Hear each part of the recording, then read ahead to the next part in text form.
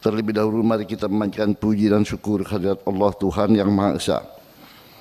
Karena hanya atas perkenannya kita dapat menghadiri rapat pada hari ini di tengah wabah virus corona atau COVID-19 dalam rangka melaksanakan tugas konstitusional dalam keadaan sehat walafiat.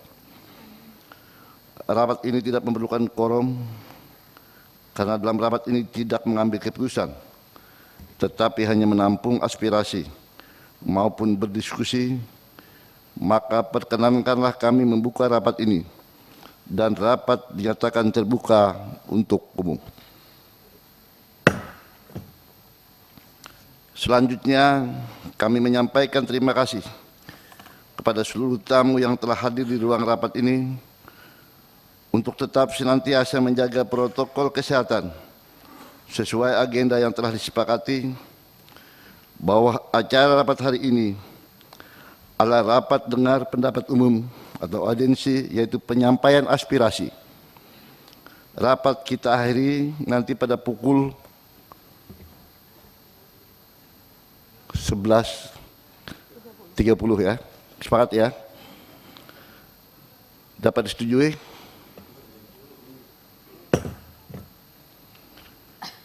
Oleh karena itu, Komisi 2 DPR RI akan mendengarkan secara langsung penjelasan terkait pokok-pokok pikiran maupun aspirasi, serta sekaligus dapat berdiskusi dalam rapat dengar pendapat umum atau audiensi pada hari ini sesuai dengan tugas pembinaan Komisi 2 DPR RI, yakni terkait dengan otonomi daerah, kepemiluan, aparatur negara, dan pertanahan.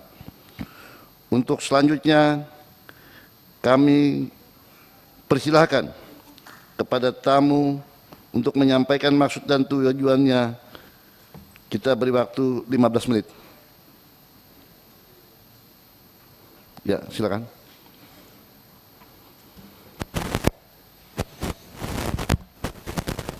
Bismillahirrahmanirrahim. Assalamualaikum warahmatullahi wabarakatuh. Salam sejahtera untuk kita semua. Om Swastiastu, Namo Buddhaya, salam kebajikan, Shalom.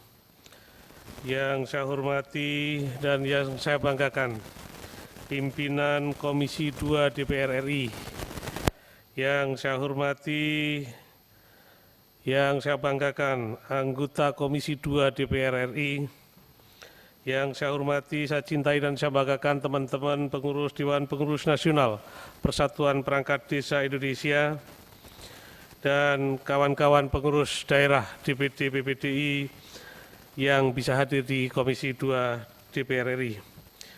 Pimpinan, yang pertama dan utama tentunya marilah kita senantiasa memanjatkan puji syukur kehadirat Allah Tuhan Yang Maha Esa yang telah berkenan memberikan waktu kepada kita untuk bersilaturahmi dalam keadaan sehat tanpa aral suatu apa.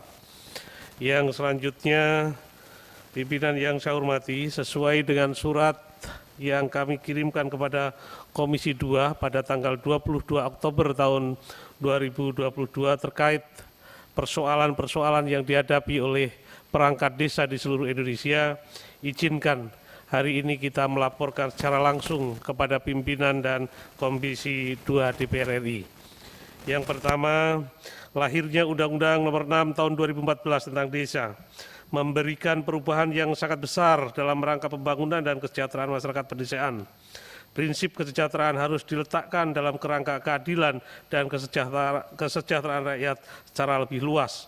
Rakyat dalam arti ini adalah konsepsi politik yang merujuk pada kepentingan publik secara keseluruhan di pedesaan. Pimpinan yang saya hormati, sesuai dengan ketentuan Undang-Undang Nomor 6 Tahun 2014 bahwa pemerintah desa itu adalah kepala desa dan perangkat desa. Yang disebut dengan perangkat desa adalah kesekretariatan yang dipimpin oleh seorang sekretaris desa yang kemudian dibantu oleh para kepala urusan. Selanjutnya, pelaksana kewilayahan atau yang disebut kepala dusun. Yang selanjutnya adalah pelaksana teknis, yang itu semua adalah satu kesatuan yang disebut aparatur pemerintah desa. sesuai dengan ketentuan Undang-Undang Nomor 6 Tahun 2014 bahwa pemerintah desa, kepala desa itu dipilih secara demokratis dan memiliki masa jabatan 6 tahun dan dapat dipilih untuk 3 periode selanjutnya. Sementara aparatur pemerintah desa atau perangkat desa yang terdiri dari kesekretariatan, pelaksana kewilayahan atau kepala dusun dan pelaksana teknis adalah aparatur yang direkrut melalui proses tes yang memiliki masa jabatan hingga 60 tahun, hingga berusia 60 tahun.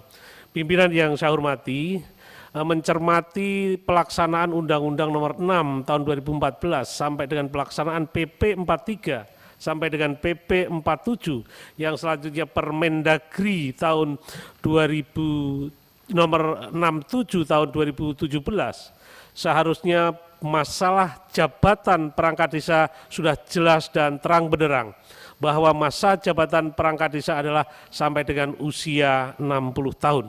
Tetapi kemudian yang kita temui di berbagai daerah di seluruh negeri ini masih banyak masa jabatan perangkat desa yang diangkat dan diberhentikan sesuai kehendak kepala desa. Tentu ini menjadi tidak sesuai dengan amanat undang-undang, juga termasuk PP 43 yang kemudian dirubah menjadi PP 47, termasuk juga Permendagri 67 tahun 2017. Pimpinan dan anggota Komisi 2, aparatur pemerintah desa ini memang sangat sedikit yang memperhatikan bahwa aparatur pemerintah desa ini sebenarnya memiliki tanggung jawab yang luar biasa. Mereka memproses dari nol hingga jadi. Ini adalah aparatur pemerintah desa yang kami sebut di depan, yakni baik dari kesekretariatan, kewilayahan sampai dengan pelaksana teknis. Misalkan pabrik, pimpinan saya katakan prosesnya ini ada di aparatur pemerintah desa. Seperti saat sekarang, mohon maaf dan mohon izin, sebenarnya dusun saya saat ini bencana alam dan kami yang terdepan harus melaksanakan tugas kebencanaan alam, bagaimana mengevakuasi, bagaimana menyelamatkan harta benda yang harus kita selamatkan, semua ada di beban perangkat desa. Namun karena hari ini saya diundang oleh Komisi 2, maka kita serahkan ke teman-teman di sana untuk mengelola dan kita hadir di sini untuk sekaligus menyampaikan bahwa peran perangkat desa baik dalam penanganan bencana, pembangunan sampai dengan pelayanan publik, ibarat kata bekerja mulai dari matahari terbit hingga matahari terbenam, melayani masyarakat mulai kelahiran sampai ke pemakaman, itu yang dilakukan oleh perangkat desa. Namun sayang sampai hari ini nasib perangkat desa sebelum seberuntung dengan profesi-profesi yang lain. Kami bekerja juga untuk negara, kami membangun negeri melalui desa, dan tentu saja kita juga memiliki keluarga yang harus kita jamin kesejahteraannya, kita jamin pendidikannya, kita jamin kesehatannya dan kebutuhan hidup sehari-hari. Tentu saja perangkat desa sama juga dengan profesi lain, butuh disejahterakan. Namun sesuai dengan ketentuan PP 19 tahun 2019 tentang penghasilan tetap bagi perangkat desa, di mana penghasilan tetap perangkat desa itu setara golongan 2A. Celakanya, inilah yang kemudian menjadi keprihatinan kita bersama. Perangkat desa yang bekerja 30 tahun, gajinya sama dengan mereka yang bekerja 30 hari. Ini tentu saja menjadi keprihatinan kita bersama dan kita berharap ini segera ada keadilan untuk perangkat desa. Karena sekali lagi perangkat desa adalah bagian dari sebuah sistem terselenggaranya pemerintahan di level terbawah, yakni di desa. Sekali lagi tadi di awal saya sampaikan merekalah yang memproses segala urusan mulai dari belum jadi hingga jadi. Bahkan mereka juga inisiator pembangunan dalam rangka membangun desanya. Mungkin itu dari yang perlu saya sampaikan pimpinan, tapi ada surat dari kawan-kawan di daerah yang mereka juga minta untuk dibacakan. Mohon izin untuk dibacakan. Kalau waktunya disampaikan aja, ini kan sudah lebih 5 menit nih. Siap. Tadi di waktu 15 menit, Ketua. 5 menit atau 15 menit? 15 menit tadi, 15 menit. Jadi agar kami, karena kawan-kawan dari luar Jawa memang hanya kirim ini yang minta dibacakan dan mereka ingin mendengarkan kalau apa yang diusulkan sampai di gedung ini. Begitu Ketua. Ya, nggak apa-apa, silakan. Cuma Oke. kalau 15 menit, Oke, tadi kan kita jam 11.30 nih. siap. Kita diskusinya malah Siap. Aja sedikit. Kita yang Tolong penting-penting poin saja. penting kan disampaikan nanti kan secara tertulis kan lebih enak juga kita baca. Siap, Ibu Wira. Saya kira poin penting aja. Dan hanya saja sekali lagi teman-teman juga pengen disebut di Oh, ruang nggak apa-apa, sidang nggak ini. apa-apa. Kalau perlu namanya sebut aja. Oh siap. Iya, Oke. Jadi dari Nias nanti kita akan serahkan. Oke. Yang bertanda tangan adalah Ketua Dewan Pimpinan Daerah Persatuan Perangkat Desa Kabupaten Nias, Herman Marupu SPD. Nanti akan kita serahkan ke pimpinan. Kemudian dari Jawa Tengah yang ditandatangani oleh Ketua DPW Provinsi Jawa Tengah oleh Pak Mukroni SE. Kemudian kawan-kawan dari DPD PPDI Mitra Provinsi Minahasa Utara, Minahasa Tenggara, Provinsi Sulawesi Utara juga sudah sampai di sini. Kemudian kawan-kawan dari Dewan Pimpinan Daerah Persatuan Perangkat Desa Kabupaten Bogor yang ditandatangani Pak Asnawi SH, dan kemudian DPD PPDI Kabupaten Tanah Laut Kalimantan Selatan, dan kawan-kawan dari Padang Pemalang, DPD PPDI Kabupaten Pemalang. Nanti kita serahkan pimpinan. Dan yang terakhir dari teman-teman perangkat desa dari Sragen, nanti juga akan kita sampaikan. Kawan-kawan dari DPD PPDI Kabupaten Tuban, Jawa Timur juga kita sampaikan. DPD PPDI Kabupaten Lamongan, Jawa Timur juga kita sampaikan. DPD dari Kabupaten Kaur, Provinsi Bengkulu juga kita sampaikan. Dan teman-teman dari Kabupaten Jember, Jawa Timur kita sampaikan, dan Kabupaten Minahasa Utara, Sulawesi Utara kita sampaikan. Kira-kira itu pimpinan yang perlu saya sampaikan. Mungkin ada tambahan sedikit dari Ketua DPW yang hadir di sini agar melengkapi apa yang kurang saya sampaikan waktu kita serahkan. Monggo, Pak. Mohon izin ya. Jadi kan sudah cukup sudah sebenarnya. Aspirasi sudah sampaikan. Cuman berapa orang ini? Kita waktu karena kita sepakat di jam 11.30. Ya, jadi kita ini 1 menit atau 2 menit ya. Ya, Oke. setuju. Ya silakan. Jawa Tengah sudah. Yang dari Sragen, monggo. Terima kasih. Dari Sragen, tentang masa kerja sebenarnya sudah panjang lebar disampaikan saudara ketua, tapi kami ingin mengingatkan bahwa masa kerja itu sebenarnya menjadi tanggung jawab pemerintah yang harus diawasi pelaksanaannya, karena undang-undang sudah mengatur bahwa masa kerja perangkat desa adalah 60 tahun. Pada saat perangkat desa dipensiun kurang dari masa itu, artinya ada yang salah di sini, Pak. Ini adalah menjadi tanggung jawab pemerintah pusat untuk mengingatkan kepada pemerintah tingkat 2. Pemerintah tingkat 2 juga harus memberi peringatan yang keras kepada desa. Pada saat desa tidak bisa diatur, Pemda juga tidak bisa mengikuti undang-undang, artinya ini ada pembangkangan. Ini adalah menjadi tugas Kemendagri untuk melaksanakan pengawasan yang lebih intensif. Sekali lagi, undang-undang telah disahkan, siapapun yang ada di Indonesia harus taat pada aturan itu. Jadi sifatnya mutatis mutandis, jadi siapapun harus tunduk pada aturan itu. Sekali lagi, saya kecewa dan prihatin dengan keadaan teman-teman yang di mungkin Jawa Barat dan sebagainya, yang ternyata semuanya adalah melanggar undang-undang. Tetapi yang saya sayangkan juga pemerintah tutup mata, Pak. Artinya apa? Pemerintah bisa memberi sanksi. Pada saat pemerintah daerah tidak bisa melaksanakan undang-undang tersebut, mungkin ada sanksi yang sifatnya administratif atau apapun. Ini yang kami minta kepada pimpinan untuk menyampaikan kepada Kemendagri. Kemudian sekali lagi bahwa dengan adanya gaji perangkat desa, tujuan utamanya adalah mensejahterakan. Tapi faktanya Pak, itu menghilangkan namanya ajas rekognisi. Jadi bengkok dan sebagainya diudik-udik Pak. Jadi nuwun sewu, pada saat gaji diberikan, bengkok tetap itu adalah sebagai alat sosial. Karena kalau di tempat kami, lahir, rabi, mati, atau kelahiran, kemudian pernikahan, mati itu adalah semuanya pakai nyumbang beras Pak. Pada saat bengkok itu harus dilelang dan sebagainya, itu adalah menghilangkan ajas pengakuan terhadap desa.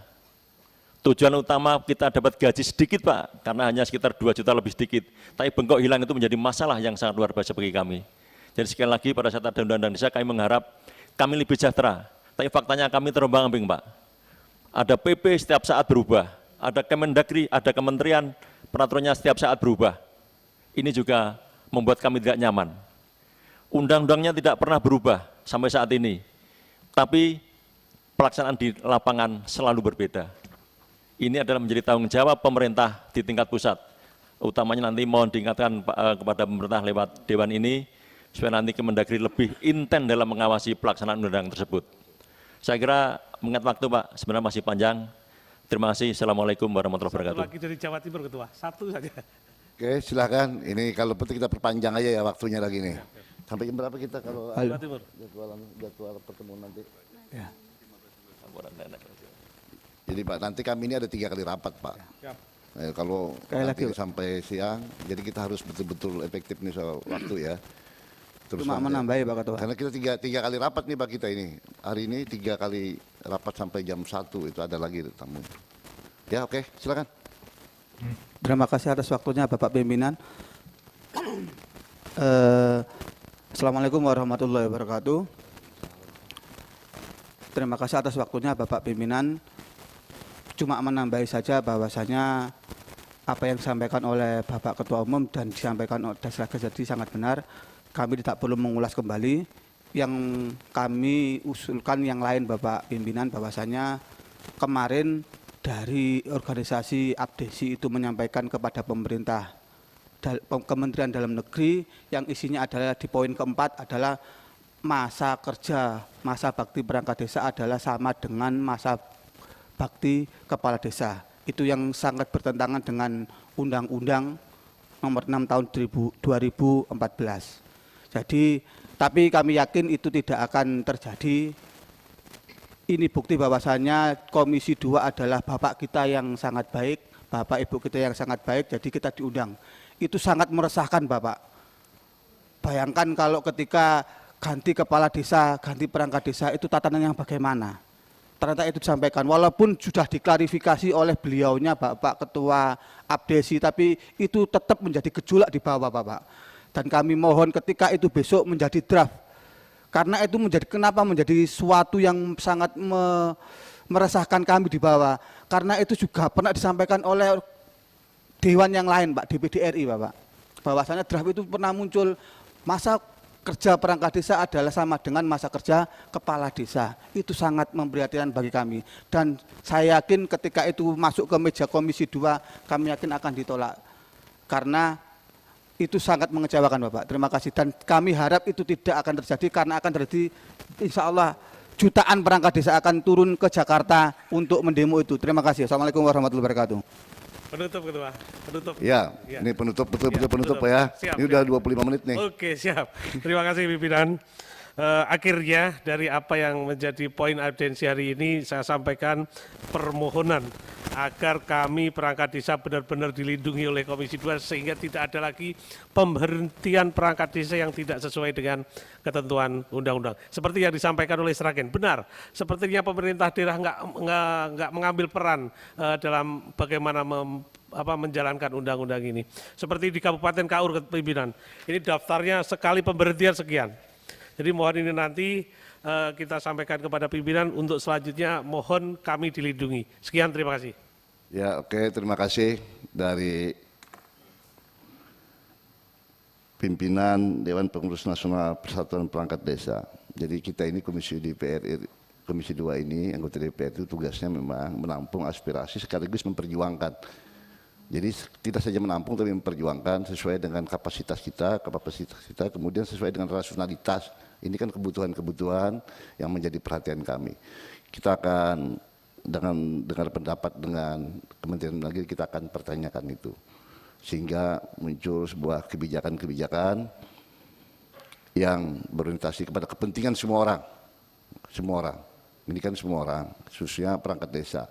Saya kira terima kasih aspirasinya dan ini kita ketahui sekali karena terus terang saya ini pernah jadi camat Pak, jadi ngurus perangkat desa ini lama. Oleh karena itu ngerti saya apa yang disampaikan oleh Pak dari Sragen, dari Bapak tadi, itulah kondisi-kondisi di lapangan yang perlu kita cermati. Terima kasih aspirasinya, kita akan sampaikan nanti ke Kementerian Negeri, kita akan pertajam, kita akan evaluasi kebijakan-kebijakan itu. Terima kasih. Saya kira. Silakan Pak, disampaikan Pak. Ya.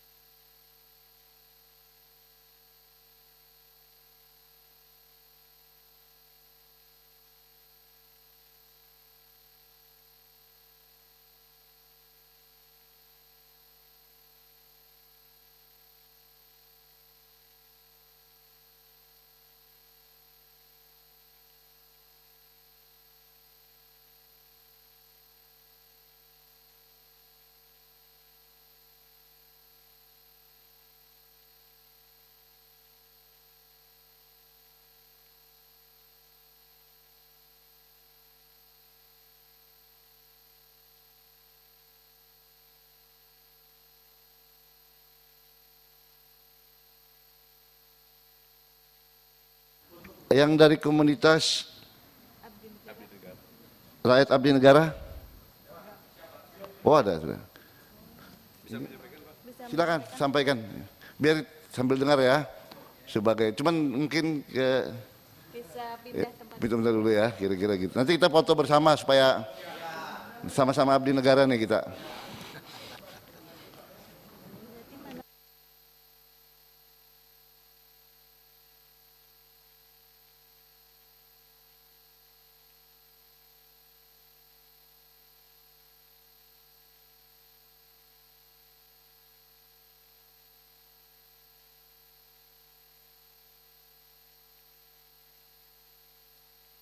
Oke, terima kasih dari Dewan Pimpinan Pengurus Nasional Persatuan Perangkat Desa Indonesia. Terima kasih. Tunggu dulu Pak, kita foto bersama Pak ya. Jadi ini kita dengarkan kembali aspirasi yang akan disampaikan oleh Dewan Pimpinan Pusat Komunitas Rakyat Abdi Negara Indonesia. Kita beri waktu 15 menit untuk menyampaikan aspirasinya. Dipersilakan.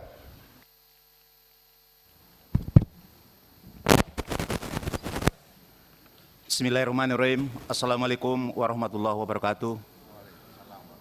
Selamat siang, salam sejahtera bagi kita semua. Om Swastiastu, Namo Buddhaya, salam Pancasila, salam merdeka. Yang kami hormati Bapak Pimpinan Sidang, yang kami hormati anggota Bapak Ibu Komisi 2 DPR RI.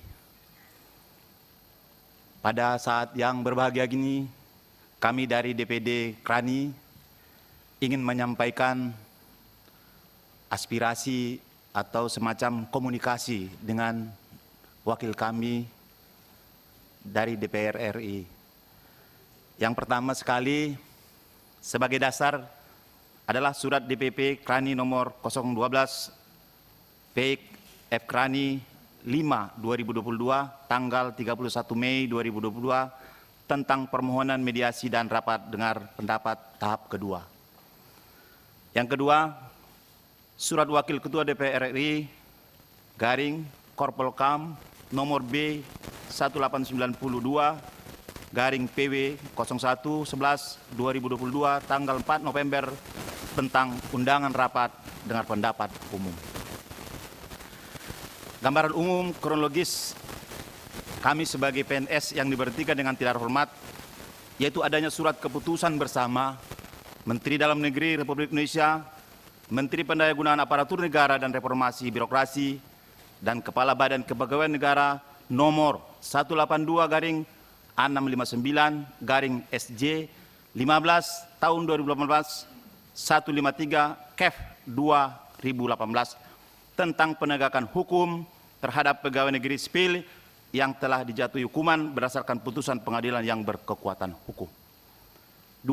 Adanya surat edaran Menteri PAN RB nomor 20 tahun 2018 tentang pelaksanaan pemberhentian ASN yang terbukti melakukan tindak tipikor.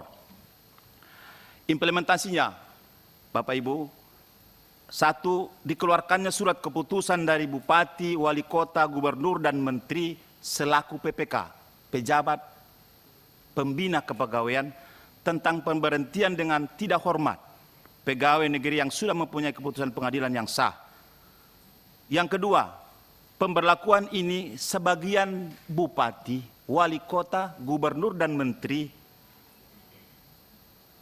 tidak melaksanakan PTDH-nya.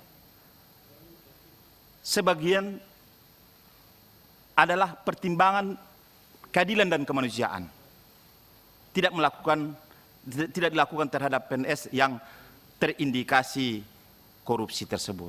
Ini sebagai catatan kita, di tahun 2020 ada 337 orang yang tidak terdampak, maksudnya tidak dikenakan sanksi. Selanjutnya, kami sebagai pribadi-pribadi ataupun komunitas lembaga yang ada di Indonesia ini ada sekitar 5 lembaga, Pak Ketua, secara perseorangan dan kelompok PNS yang terdampak sudah melakukan upaya hukum ke PT UN, ke Mahkamah Agung, bahkan ke Mahkamah Konstitusi, bahkan ke Mahkamah Agung. Namun, bagi perseorangan yang memenangkan PT UN untuk diaktifkan kembali, tidak mendapat persetujuan dari pihak Badan Kepegawaian Negara dalam kurung BKN. Yang kedua, mediasi dan RDP tahap pertama sudah pernah kita lakukan dengan DPR Komisi 2 dulu, yaitu pada November tahun 2020 yang lalu, sudah dilaksanakan, yang waktu itu direkomendasi ke Menteri Pendayaan Guna Aparatur Negara, masa itu almarhum Pak Cahyokumolo. Namun, sampai saat ini tidak ada tanggapan dan balasan. Selanjutnya, kami gambarkan di sini efek negatif terhadap PNS yang terdampak, yaitu 1. Hilangnya sumber pendapatan tetap sebagai pegawai negeri. Yang kedua, dengan tekanan keluarga dan lingkungan, banyak PNS terdampak mengalami penyakit stroke, sakit jantung, hingga meninggal dunia. Yang ketiga, banyaknya anak-anak PNS terdampak tidak dapat menyelesaikan studinya, bahkan hingga putus sekolah. Yang ketiga, dari sisi ekonomi, akibat berdampak terhadap pendapatan keluarga, juga terjadi keretakan keluarga hingga ada perceraian keluarga. Selanjutnya, sebagai pertimbangan kedatangan kami di sini, Pak Ketua, ada sudah sebenarnya rekomendasi dari Menteri Hukum dan HAM, yakni dari Dirjen Hukum dan HAM, Dirjen Hak Asasi Manusia, yang isinya sebagai berikut. A. Semestinya PNS yang di PTDH ada mendapatkan perlindungan hukum dari pemerintah sebagaimana yang tertuang dalam Undang-Undang Nomor 5 Tahun 2014 tentang ASN. Yang kedua, PNS terdampak semestinya diberhentikan melalui proses sidang disiplin atau kode etik. Yang ketiga, SKB hendaknya berlaku sejak ditetapkan, bukan berlaku surut sehingga memberikan kerugian bagi PNS terdampak. Dalam hal ini, di akhir daripada usulan kami di komunikasi pada hari ini, Pak Ketua, usulan kami sekaligus meminta rekomendasi dari Bapak-Bapak, yaitu 1, kami sebagai PNS terdampak dari penerapan SKB ini bermohon dengan sangat 10 jari dan 10 tangan, memohon kepada Bapak Ibu pimpinan DPR agar dapat kiranya memberikan rekomendasi atau semacam kebijakan untuk A, dapat diaktifkan kembali bertugas sebagaimana PNS demi masa depan keluarga kami. Dalam kurung, SKB tentang pemberhentian dengan tidak hormat agar dicabut karena bertentangan dengan hak asasi manusia. Yang kedua, kalaupun harapan aktif tidak dapat terrealisasi, kami memohon dengan sangat untuk dapat direhabilitasi nama dan status kami diberhentikan dengan hormat. Bagi PNS terdampak yang sudah memasuki usia pensiun juga agar mendapat hak pensiun. Mungkin ini sebagai penutup daripada usulan kami pada siang hari yang berbahagia ini. Atas pimpinan, atas pemberian waktu dan kesempatan bagi kami, dan bila ada yang salah dalam hadap kami, dalam bicara kami mohon dimaafkan. Wabillahi taufiq wal hidayah. Assalamualaikum warahmatullahi wabarakatuh. Terima kasih Bapak Ibu dari pengurus komunitas rakyat abdi negara Indonesia menyampaikan aspirasinya, dan waktunya saya kira cukup dan bagus, efektif. Ya, aspirasi ini memang pasti kami terima dan kami akan selalu jadikan, karena ini bukan keputusan, nanti dalam rapat-rapat komisi itu menjadi keputusan rekomendir nanti. Tapi pada rapat dengar pendapat dengan kementerian-kementerian yang terkait. Jadi kami terima aspirasi ini, dan saya kira ada kawan lain yang ingin disampaikan. Pak silakan Pak Ongko Hasbuan, nanti Ibu Dian ya. Terima kasih. Terima kasih. Assalamualaikum warahmatullahi wabarakatuh. Selamat pagi, salam sejahtera untuk kita semua. Barangkali sekaligus dengan yang pertama tadi ya, Pak Ketua. Terima kasih telah menyampaikan aspirasinya ke kita di Komisi 2, sebagaimana disampaikan pimpinan tadi bahwa aspirasi ini akan kita tindak lanjuti dengan rapat-rapat berikutnya, baik internal komisi maupun rapat-rapat dengan mitra kerja kita nantinya, termasuk Kementerian Dalam Negeri. Kami memahami aspirasi yang disampaikan oleh kawan-kawan perangkat desa. Ya, memang kadang-kala di praktek-praktek di lapangan ini kadang-kadang juga berbeda dengan apa yang terjadi. Kalau beliau tadi adalah pernah menjadi camat, kebetulan saya pernah menjadi bupati. Jadi saya paham juga kira-kira persoalan seperti ini gitu ya. Tetapi ya seharusnya memang undang-undang itu dipatuhi oleh semuanya. Tetapi kadang-kadang karena adanya kontradiktori antara satu undang-undang dan peraturan yang lainnya, sehingga kelemahan-kelemahan itu dimanfaatkan sedemikian rupa. Mudah-mudahan nanti sebagaimana disampaikan pimpinan, kami tidak memutuskan dalam hal ini. Kami tampung aspirasinya, akan kita sampaikan kepada mitra-mitra kita nanti maupun dibahas di dalam rapat-rapat komisi. Kemudian kepada kawan-kawan dari Dewan Pimpinan Pusat ya namanya ya tadi ya, Kerani ya Pak ya. Saya prihatin mendengar ini, cuman memang agak apa ya namanya ya, agak sulit juga kita menanggapinya. Karena bagaimana? Karena adanya putusan pengadilan, meskipun disampaikan tadi harus ada sidang kode etik dan sebagainya, seyogianya di dalam negara hukum kita ini memang keputusan pengadilan lebih tinggi daripada sidang kode etik. Akan tetapi begitupun tentunya adanya pelanggaran-pelanggaran atau inkonsistensi dalam pengambilan yang kejadian di lapangan dalam praktek, itu yang membuat kita kadangkala sebagaimana disampaikan tadi adalah adanya ketidakadilan dalam pengambilan kebijakan atau implementasi kebijakan tersebut. Kembali lagi kami akan menyampaikan ini, nanti akan menjadi perhatian kami bagaimana kira-kira jalan terbaik yang bisa ditempuh ke depan. Kita paham dengan apa situasi ini, kadang-kadang kita memang dalam perjalanan hidup ini kadang-kadang kita hilap dan lupa. Tapi istilahnya kalau hukuman sudah dijalani atau sudah tobat, mestinya harus ada sedikit lah ya penghargaan dan sebagainya. Mudah-mudahan ini nanti mendapat tanggapan positif dari mitra kerja kita yang berwenang dalam hal ini. Kami di Komisi 2 menampung ini sebagai perwakilan daripada bapak-bapak semua atau bapak ibu, dan kita akan sampaikan nanti kepada rapat-rapat berikutnya dan juga terutama dengan mitra kerja kita. Mungkin demikian dari saya ya, mungkin Ibu Dian bisa menambahkan. Terima kasih, kurang lebihnya saya mohon maaf. Billahi taufiq wal hidayah. Wassalamualaikum warahmatullahi wabarakatuh. Ya, terima kasih Pak Ongko. Nah, coba beliau sebelah kanan Bupati, di tengah camat, mungkin ini gubernur mungkin ya. Amin. Oke, silakan Bu Dian. Bismillahirrahmanirrahim. Assalamualaikum warahmatullahi wabarakatuh. Selamat pagi semuanya, salam sejahtera. Pada hari ini, alhamdulillah ya, sudah ketemu kami, sudah lega ya.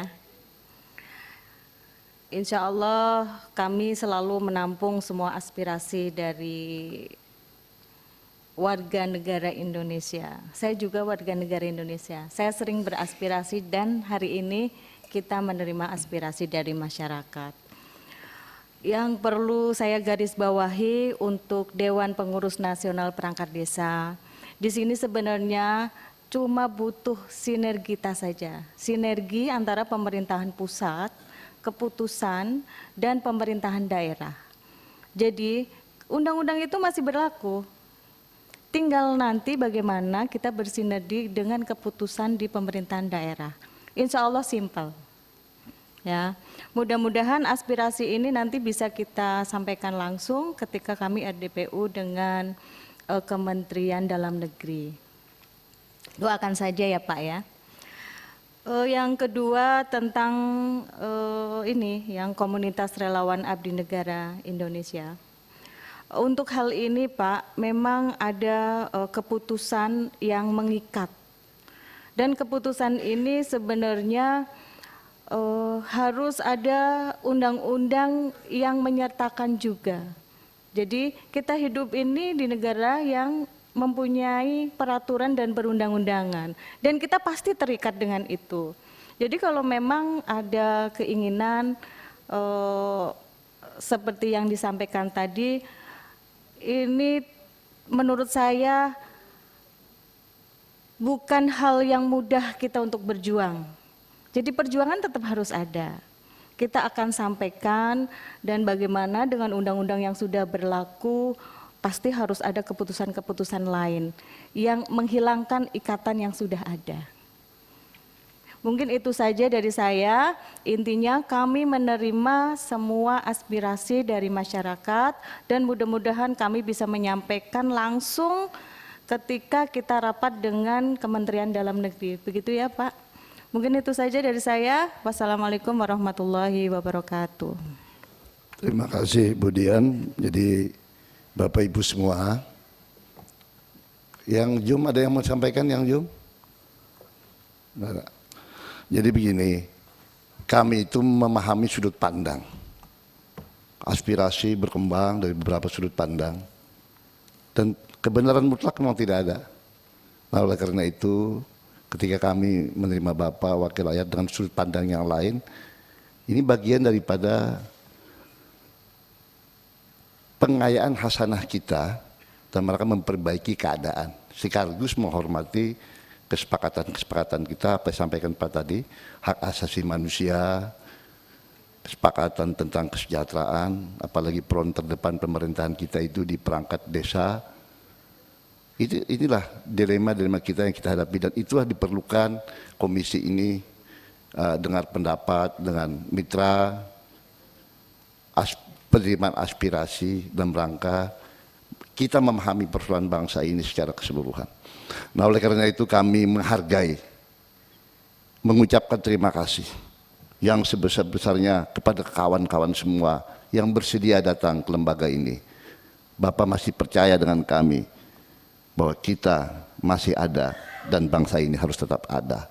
Dan kita adalah negara demokrasi yang bisa memahami perbedaan-perbedaan itu. Saya kira terima kasih Pak. Izin, Bapak menyampaikan. Ya oke. Saya Pak, izin Pak.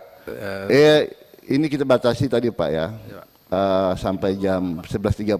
Sebentar, saya tentukan kita batasi waktu karena harus dibatasi waktu. Ya. Oke. Ini jam, sebentar Pak ya. Bentar. Jam 11.30 kita akhiri, ini sudah jam 11.30. Tinggal 6 menit lagi. Nah, silakan 6 menit, 2 menit ya. Pak, silakan. Ya. Ya 3 orang sudah ya, kita catat ya. Ya, saya dulu. Sebentar, saya ngatur Pak. Oh ya, oke. 2 menit, 2 menit, 2 menit, oke? Terima kasih.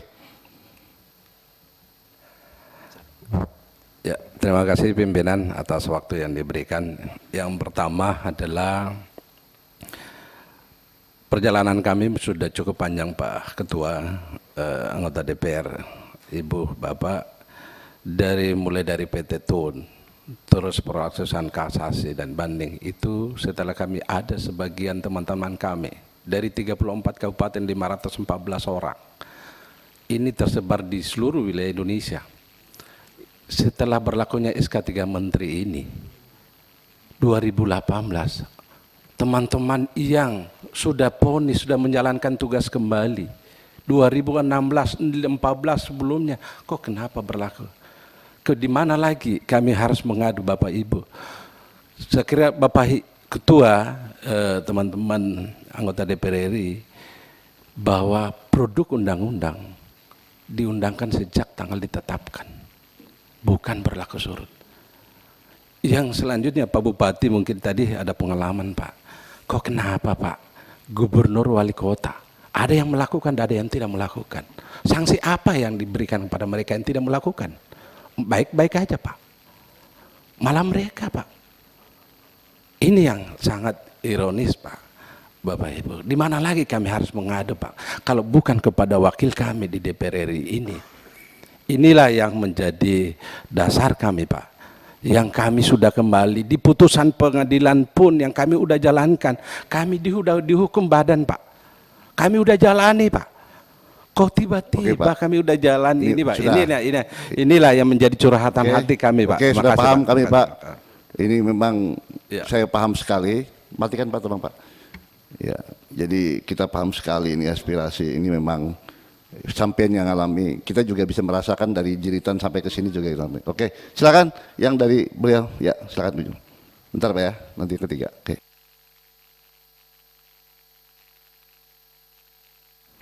Ya, baik, terima kasih. Nama saya Markus dari Provinsi Papua Barat, Kota Sorong. Ya, jadi yang Pak Ketua yang saya hormati dan teman-teman sekalian, ada 3 hal yang saya ingin sampaikan. Tadi pagi ditelepon oleh teman-teman saya bahwa khusus untuk Papua, kami ini telah mengabdikan diri di daerah yang terpencil. Demi NKRI, demi Merah Putih, berhari-hari kita jalan kaki untuk melaksanakan tugas ketika kita di kecamatan. Lalu masalah sepele ini lalu kami diberhentikan. Bagaimana dengan pengabdian kami yang bertahun-tahun untuk NKRI itu? Itu yang pertama. Yang kedua, ya saya ingat pernyataan Gus Dur dan orang Papua semua ingat. Gus Dur bilang orang Papua minta apa saja di Republik ini harus dilayani. Satu saja yang tidak bisa, yaitu minta merdeka. Ya kami tidak minta merdeka.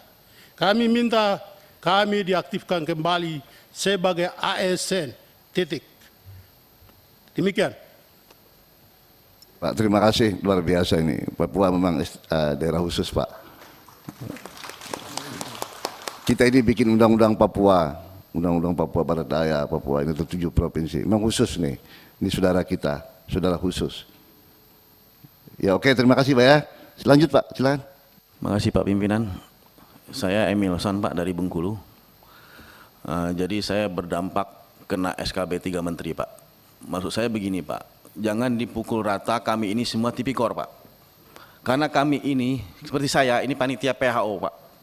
Kerja di ujung, kami kerja sesuai SK, tapi dianggap harus bertanggung jawab terhadap kerugian negara.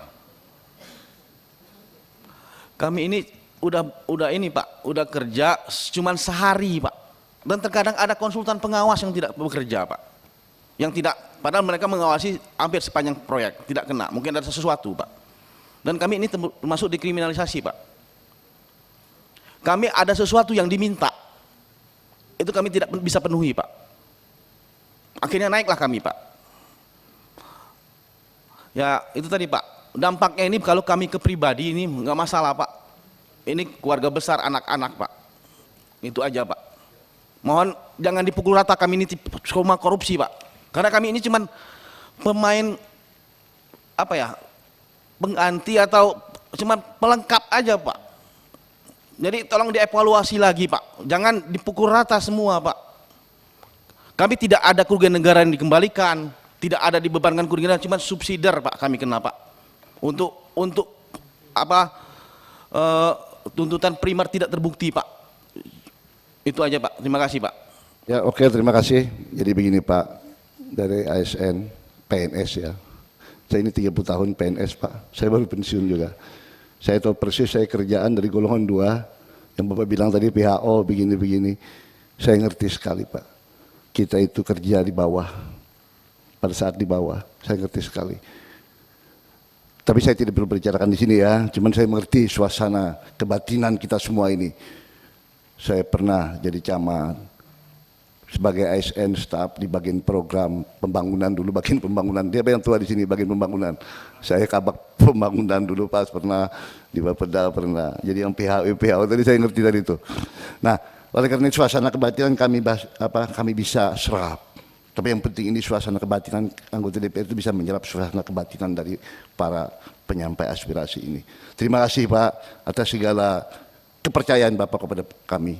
Insya Allah ini kita akan tuntaskan, kita akan perjuangkan sekaligus dalam rekomendasi dengan para mitra-mitra kami. Terima kasih. Mohon maaf kalau ada kesalahan. Pimpinan, anggota Dewan yang kami hormati serta seluruh rekan-rekan baik dari Pengurus Nasional Persatuan Perangkat Desa Indonesia dan DPP Komunitas Rakyat Abdi Negara.